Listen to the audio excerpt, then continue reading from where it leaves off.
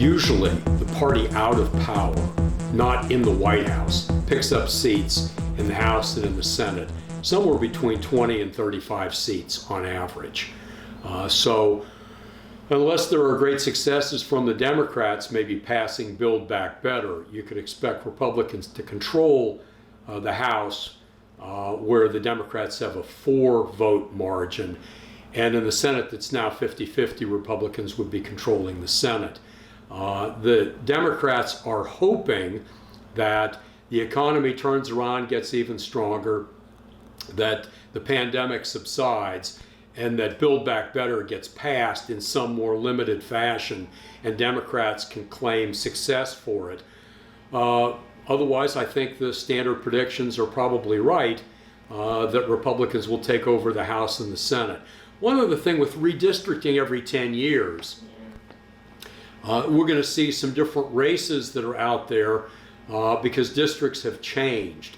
And there's a certain irony in that states that are blue states, Democratic states, there have been a number of nonpartisan redistricting commissions, so that some of the Democratic advantage in blue states in drawing districts has been limited. Those changes for nonpartisan redistricting commissions have not happened in Republican states. So ironically, Democrats who wanted more fair districts have been hurting themselves, and that'll come to play. That might be 8 to 10 congressional seats that will probably favor Republicans for these midterm elections. We'll see more money spent for these midterm elections than ever before as the price of running for Congress and the Senate continues to rise. The race for the U.S. Senate in South Carolina in 2020, both parties spent over $100 million. So an awful lot of promises made to the very wealthy, and it's the wealthiest 1% that put in about 90% of the money in elections and turn democracy more into an auction. Every 10 years after the census is taken, there's redistricting, because in Congress you have to have similar number of people in each district, and that's Supreme Court 1964. So in doing that, you have to change the shape of the districts. The party in power in the State House, usually the State Senate Judiciary Committee does that, and if Democrats are in control, usually, times past, it would favor Democrats on redistricting. Conversely, if Republicans are in power, they make the redistricting to benefit them. What's different this time is the big push nationally for more fair districting than the partisan districting of Democrats helping Democrats, Republicans helping Republicans. And the irony is that if you have a nonpartisan commission drawing the district lines, like former superintendents of schools or retired judges or retired business people, that they will do a more fair job, but they're doing the more fair job in states controlled by Democrats. So the Democratic advantage in those states is non-existent, whereas the Republican advantage in Republican-controlled states continues as it used to be. And that'll be an additional 8 to 10 seats, the experts say, that'll help Republicans in the House of Representatives. This won't affect the Senate, but it'll affect the House. So I think it's a fair prediction. Unless the economy rebounds, unless we get the pandemic under control, unless Build Back Better gets passed somehow, Republicans will be controlling the House and the Senate, which means Biden will probably have a really tough time getting any of the rest of his legislation through, and will be ruling more by executive orders. Why is Biden so unpopular? I think he's doing a great job. After all the hate and violence and rhetoric and negativity and ripping the country apart, and has pulled us, at least some of us who can think, back together. And then, I thought the infrastructure, the signing of that was just huge. What's wrong? Well, the infrastructure bill was a big success and the biggest we've had since the 1950s. Yeah. And the Chamber of Commerce has wanted this for 25 years. And this will put a lot of people back to work. And the longer we waited, the more dangerous and expensive it was. So there's no question about it. He deserves a lot more credit for it. Democrats didn't sell it well. No. You have to make clear what it accomplishes. Further, we have a fractured media landscape, and on Fox Talk Radio and many of the blogs, people didn't give credit to Biden for working in a bipartisan way to bring in Republicans to try to pass the legislation. And it's successful. But people aren't seeing the results from it yet. Right. We're dealing with a rapidly changing virus and a pandemic where any legislation is seen as suspect because you're taking away people's freedom in order to protect public health. We're not seeing any democratically elected government have a decent time during this pandemic. All those who are in power, conservatives, moderate, liberals, and socialists, are having a tough time because people don't like their freedom taken away. They're scared. It's easily weaponized. And whenever public health concerns are met with legislation, they're oftentimes heavy-handed or they don't go far enough. Further, if you can't handle the pandemic very well, it's going to hurt the economy, and people are notoriously short-sighted. It's kind of the United States of amnesia. So people have forgotten about the infrastructure bill. They're worried about the pandemic, their loss of freedom, where the economy's at right now. And in this media landscape where people on Fox or talk radio demonize the Democrats as the enemy of the people, as those who are destroying democracy, within that context, a lot of folks don't see the infrastructure bill for the success that it was, or take a look specifically about Build Back Better and how it would create millions of jobs and help American working families in a number of ways, from childcare, schools, to moving in a growth area of the economy that's absolutely necessary, with taking care of the environment on climate change. These are ideas that have long been successful in Europe. Moderates and conservatives in Europe have long ago passed the Build Back Better version in their countries, but it's pretty well demonized by right-wing media in the United States, and it's unfortunate that it's not getting that hearing. So that's my general take on why I think Biden, who tries to strike conciliatory, bipartisan tones and has lowered the heat in the country, hasn't created enough light that he's given some credit for being a practical moderate. Sometimes, Mal, it all comes back to PR. It all comes back to messaging and making mistakes and not being able to connect with people. You're absolutely right. He needed to be doing it constantly so that it breaks through in media outside of the corporate-owned mainstream media that largely is supportive of these policies, that does have somewhat of a fair hearing. Now notice they don't talk about $15 an hour for minimum wage. That's not up there. And the mainstream media didn't talk about $7.8 trillion for military spending over 10 years. Most people didn't even know that major bill passed through, and some of that money could have been used for social spending or hospitals or a number of other social programs, from education to housing. So that doesn't get covered. Yeah, what we need to do is cover that and have our military do a better job at, I don't want to say give more money to the CIA. Somebody needs to do something about all the covert hacking that's going on from other countries and how much damage it's doing to our country. Well, you're right, and it's a lot on the table. At this point, the military, the Pentagon, has not been able to pass an audit the last 5 years.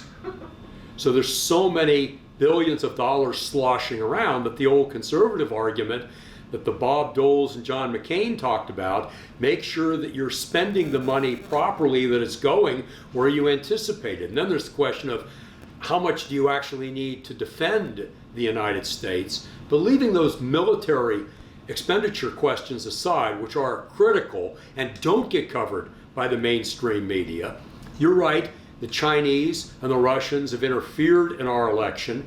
Whether it's 0.5% or 2%, it's tough to tell, but clearly it's been going on. Election integrity is there, and we haven't guarded our own elections very well, and we still have about 70% of the Republican Party that thinks the election was stolen by Democrats, even though it went through 62 different legal appeals, and it clearly wasn't stolen. You may not like Biden, but it seems unfair, unwise, and anti-democratic to say that the election was stolen. So we've got. I think it's like it's like hysteria now. They repeat a lie, over and over and over again. I mean, Hitler did it, Goebbels did it. They did a great job at it. Other dictators do it. You just repeat this lie over and over and over again. It's a sad lament that you're right about that. And Goebbels and the Nazis and Mussolini did this too. You don't have adversaries, you have enemies. They're enemies of the people. And that's what the press has been called the last 6 years, the enemy of the people, by a number of those. Now it's basically the Republican Party that's saying that. Right. So instead of the First Amendment, freedom of the press being a pillar of freedom, we have a demonization of a political party and a demonization of the press. But further, there is a big lie, whether it's on the election being stolen or that the Democrats are stealing and destroying democracy, repeated, and a lot of people fall prey to it. Goebbels understood that the big lie repeated oftentimes takes on a life of its own. You tend to use constant repetition. So to say that Democrats are tax and spend liberals, when really in order to have an infrastructure plan you have to pay for it, and most of it's paid for by the very wealthy, or the Build Back Better that's paid for primarily by the very, very wealthy, or corporations that haven't paid taxes. But to frame it as a tax and spend liberal idea that's going to bankrupt the country, this is meant to scare people, and it's right out of the Nazi propaganda playbook of the 1930s, sad to say on it. And it's effective with the number of people that are considered low information voters that don't read what the other side has to say and then try to sort it out for themselves. We read less as a nation. I'd say we're into a post-literate period where people don't read newspapers as much. Their reading is less. You see it with students at the colleges. It's a standard lament of professors. We read less, and reading is something that was essential in the founding of the Republic, that people saw that as necessary for protecting democracy. You have to read widely ranging sources in order to figure out where the truth is. You can't trust just one source. It's such a pity too, because I'm amazed every day how accessible information is. All forms of information. Well, and a lot of people have a strong confirmation bias. They don't want to read anything that will confront their basic ideas, right? Because it's threatening, it's anxiety producing. It comes back to the fear that you were talking about, the fear that I might be wrong, and then my friends might be wrong. What else am I wrong about? Right.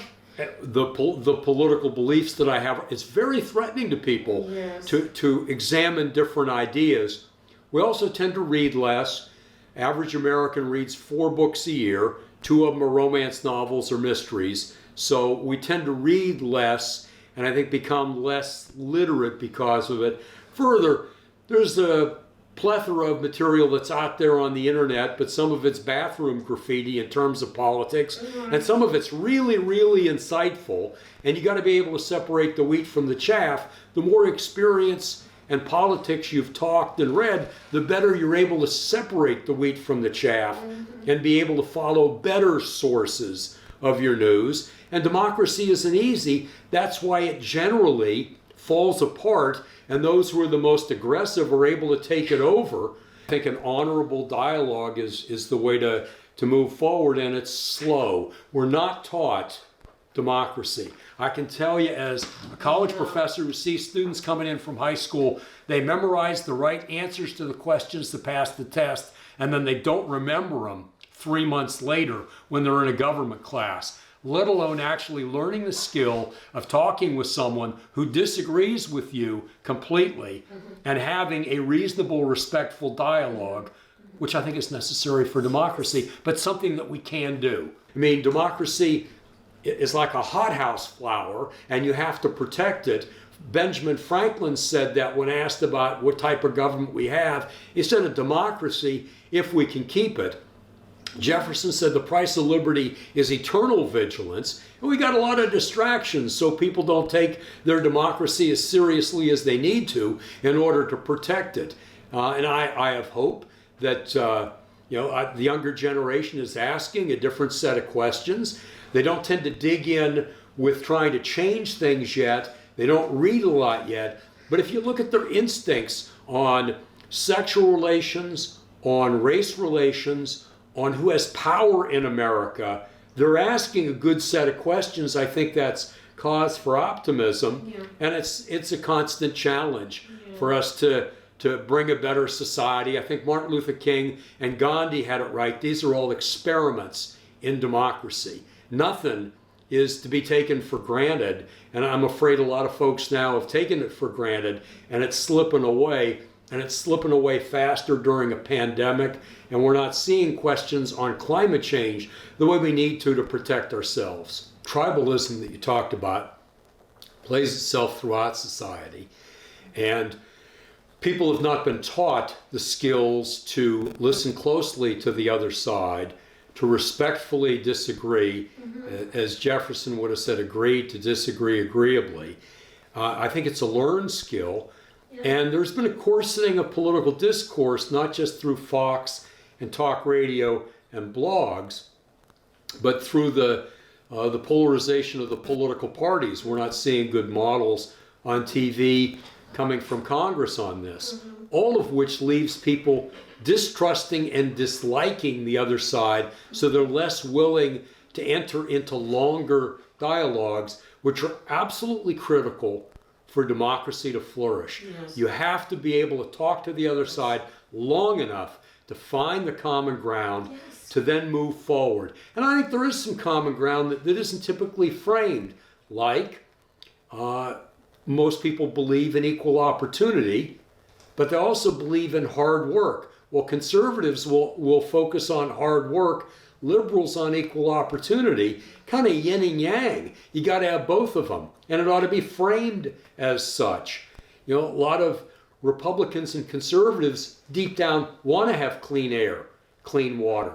They don't want their family to be polluted. And they care about their kids, the future for the children. Yeah, Obama was pretty good at doing that, but we are running into the tribalism and a fractured media landscape and Fox that does not play by the old set of rules, which didn't get us where we needed to go because it was a corporate-owned media that wouldn't talk about inequality or wages or military spending. Yeah. But that was far, far better than what Fox is doing and what talk radio has done, especially when the fairness doctrine was ended, where you didn't have to give equal weight to both sides. Well, John Boehner said the Republican Party was hijacked, and that a lot of this crowd is not interested in accomplishing anything. No. They're interested in blowing up Washington. No, and that came from the Republican leader. We've forgotten our history. You and I have talked about this before, but the country was founded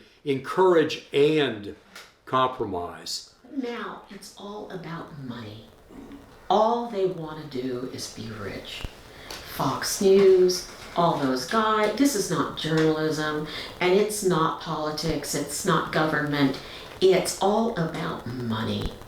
That's what's going on, and it's sickening. Most of the poor in this country, 85% of them are working, and you can't live on your own even if you work a 45-hour week. You have a chance to live on your mother's couch. Right. That ought to be discussed on Labor Day, and the fact that it isn't even one day out of the year is indicative of corporations that control the legacy media, that don't ask those economic questions that would give dignity to people. Let alone what happened on the last big $2 trillion tax break, where 85% of it went to the wealthiest 1%. Right. I mean, that should have been explored in depth, that this was a giveaway to the rich, and it's why we have the worst inequality since 1928. And we've still got, well, poor people, middle class people storming the Capitol. I mean, they're by no means, those guys, by no means millionaires. But yeah, who's doing the dirty work for Trump? You know, I don't know. And did he rile them up? Yes. Was he guilty? Yes. Was he guilty of aiding and abetting when everyone told him, step into the middle of it and try to stop it? And why aren't the Republicans in Congress and the Senate trying to at least get to the bottom line on what happened during an attempted coup in the United States? You know, another 20,000 people in the streets, and they take a number of senators and Mike Pence, and the Pentagon comes in and crushes them all. But that's really what we could have been looking at. It was an attempt at a coup d'etat in an election. While the Republicans didn't want to have impeachment hearings, I think it was clearly an impeachable offense, and we need to get to the bottom line of what happened with that, who was responsible. And I think the Republic pays an incredible price if, when there is a crisis of national security, and we don't go back and find out what happened to who killed John Kennedy, who killed Martin Luther King, who killed Robert Kennedy, what really happened with the October surprise, what really happened with 9/11, what really happened with January 6th. And if you don't find out what's going on, myth piles upon myth, and it makes it tougher for the public to know what reality is and to make good decisions in a democracy. Right. There's supposed to be an oversight power in Congress, a system of checks and balances needed by the founding fathers, necessary for democracy. Sunlight is the best remedy. You need to have this system of divided government, and if they can't have a real investigation of an attempted coup d'etat, that speaks to where our democracy is at.